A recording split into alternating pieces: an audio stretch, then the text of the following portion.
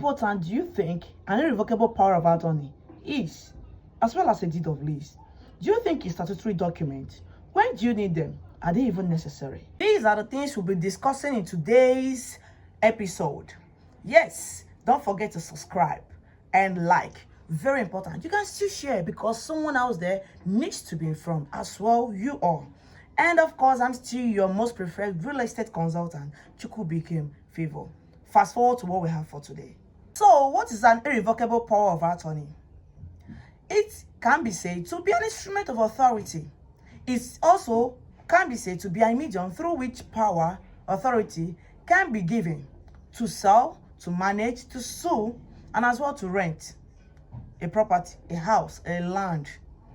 Even when someone is representing you in a court, probably maybe you're not in state, you're out of the state, and someone is representing you in a court to say, that is a power of attorney. So in essence, a power of attorney is to send person a message. And inherently, it is not what? A title document. Rather, it can transfer title by proxy. Let me explain. Let's assume Mr. Obi owns a property which he acquired from his father, backing it up with a customary title. We already know what that means, right? And Mr. Peter wants to buy a land and is interested in Mr. Obi's property. Then Mr. Obi sells the property to Mr. Peter using a deed of assignment as a means of what? Title document.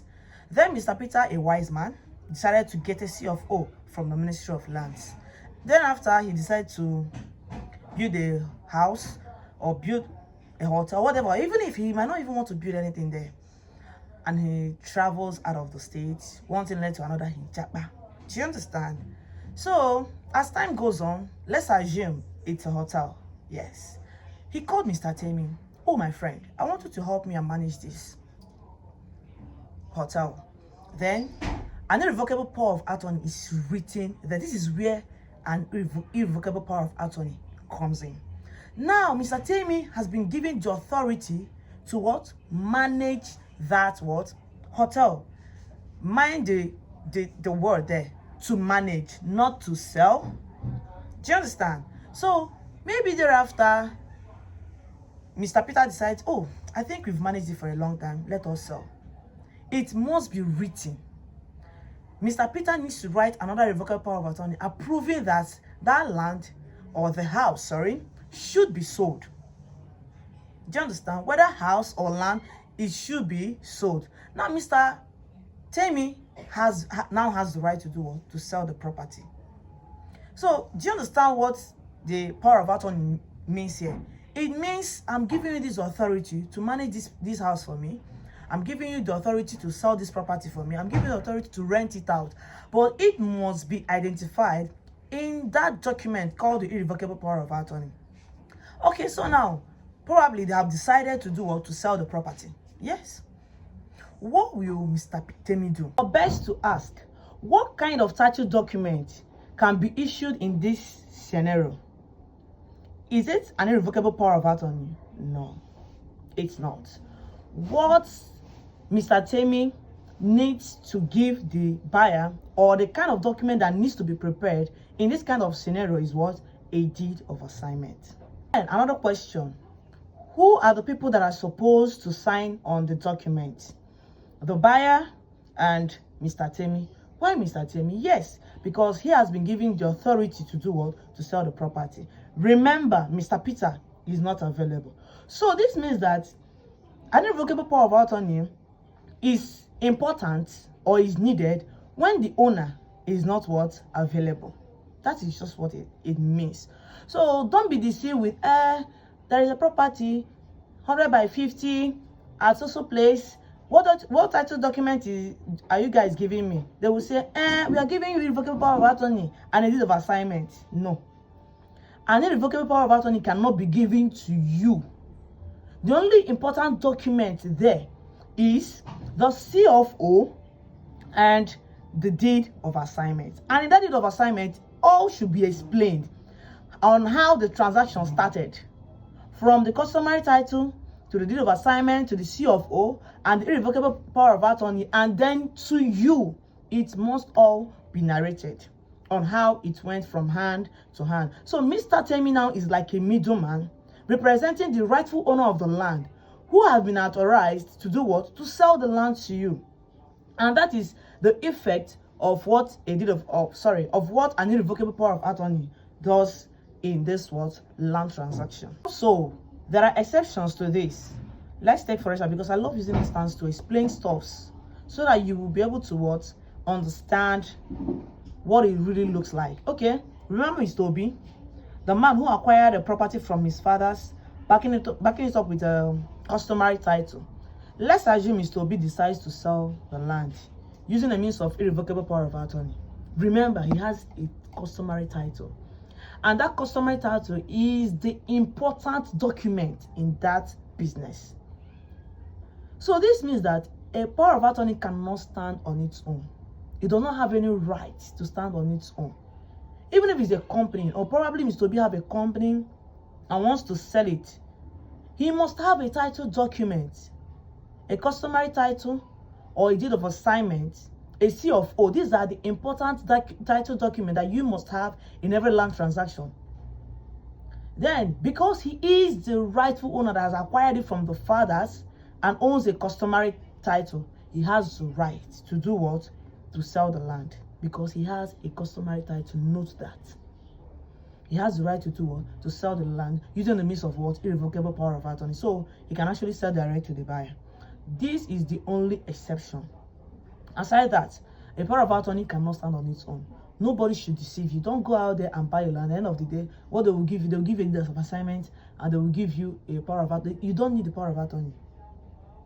And you need to ask questions like, this power of attorney, who gave this power of attorney and who is this power of attorney given to? Make sure the person that is selling the land to you is the name that is bare in that power of attorney that's been given the authorization to sell. Be very careful, because someone will just carry power of attorney, an agent to carry power of attorney and be looking for buyers. At the end of the day, they will just see power of attorney, blah blah blah, and you won't even read what is given to you. So, oh yeah, and you make transaction. My dear, be very careful, because end of the day, the name in that power of attorney that is authorized to sell the land or the property might not even be there, and he is the only person eligible to sign on your deed of assignment. No one else, not even his father, not even his family member. He that is authorized to sell that land should be the one to sign. Or there's instances it has been happening where somebody is being authorized to manage a land to say, at the end of the day, he wants to sell it without the consent of the what? Of the person that gave him the authorization. That is why you need to always read every document given to you. And that's why I'm here to share you this information, so that whenever you're reading, there are vital things you need to what? Pay attention to. So that you will not invest wrongly and avoid meet me in court matter. Because meet me in court matter, 5 years, 10 years, end of the day, the land is not yours. The court will still give you reasons why the land is not yours. So I think I've given you enough information you need to know about what a power of attorney is.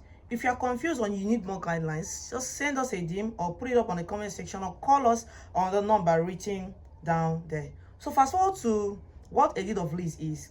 A deed of lease is a senior brother to tenancy, like we all do. Some of us do, because some are not longer tenants. So whenever you pay a year rent or pay 2 years rent, it's called a tenant fee. But once it's from 3 years upward, it's called lease. You are on lease. Do you understand? So a deed of lease is categorized into 2 forms. We have the statutory deed of lease and transactional deed of lease. The statutory deed of lease is when a CFO is what? Involved. That is, the government has a connection to that what? Property. And based on the CFO, the government will do what? Give you a validity of what? 99 years. And when someone is giving you a deed of lease based on the CFO, it is what? Normal. What does that mean? When you want to buy a land, a deed of lease will be given to you, backed up by the government. It must be written that it is given by the government. And then a CFO must also be given to you. Then it's normal. When a deed of lease is said to be transactional, it's a situation whereby Mr. A owns a property and decides to sell this land to Mr. B using a deed of lease. And most times this happens to real estate developers. They will work with a lawyer and tell the lawyer to do a deed of lease for me that will last for 40 years. And this information will not be known to the buyer. And that is why you need to be a good reader. If you're given such document, you need to read and see that this property you are buying is just valid. You own it for just a short period of time. And once that year ends, the document is what? Reversed. I see so many issues, people having issues on land on this particular deed of. That's why most times, left for me, I will not advise anybody to buy any property that is on deed of lease. If it's not deed of assignment or all these statutory title documents, I will advise you to withdraw. But there are still exceptions that you can also get a land that is on deed of lease. Do you understand? So, but you need to be very, very careful and read that document. Read that deed of lease document. Whatever the lawyer has written there, read and ask what? Question. Not after you must have bought a land and you think you own a land, not knowing that the land is yours for just 5 years. 10 years. That's why it's very important for you to do what? Read and ask questions so that you be clarified. If the answers you are getting is not convincing, please withdraw. There are still legit land out there that you can also buy that will give you peace of mind. To avoid, meet me in court. So if you have any property that has a title, a document, because it's not a title document, it's not a title document, that has a document called deed of lease, go and read it.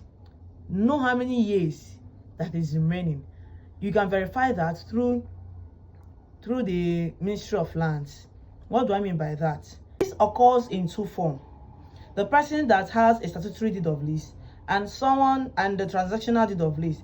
The statutory own, for instance, I might decide, because I have a statutory deed of lease backed up by the government, having my CEO, I might decide to give someone a sublease. And when I give that sublease, because once it's a deed of lease to me, whoever I'm giving it to is a sublease. And in the family of deed of lease, it's not supposed to go to more than 3 parties. Because once he leaves me and goes to the sublease, what else will we call it? Sublease or sublease? Do you understand? So it does not make sense and it is not legal. Then the other form is the transactional form of deed of lease. Someone might have a C of O, have a deed of assignment of a property, and decide to sell a land using a deed of lease. And in deed of lease, you will not be aware. He will just work with his lawyer or with our lawyer and tell him, this is a deed of lease and I want you to use it as the document in this transaction.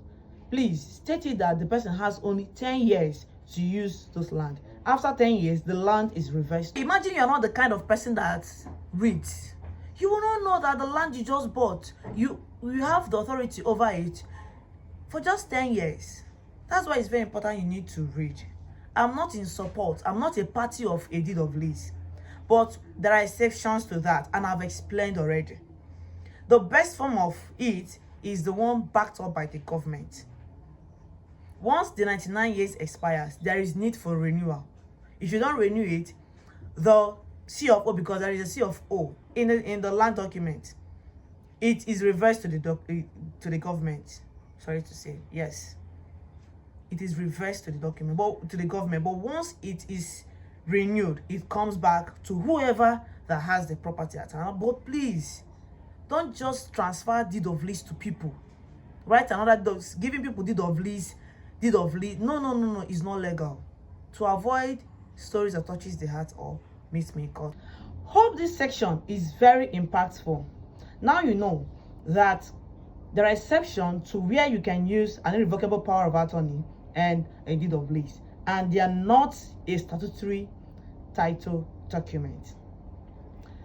Good to have you, and don't forget to subscribe and to like. See you in my next episode. Bye.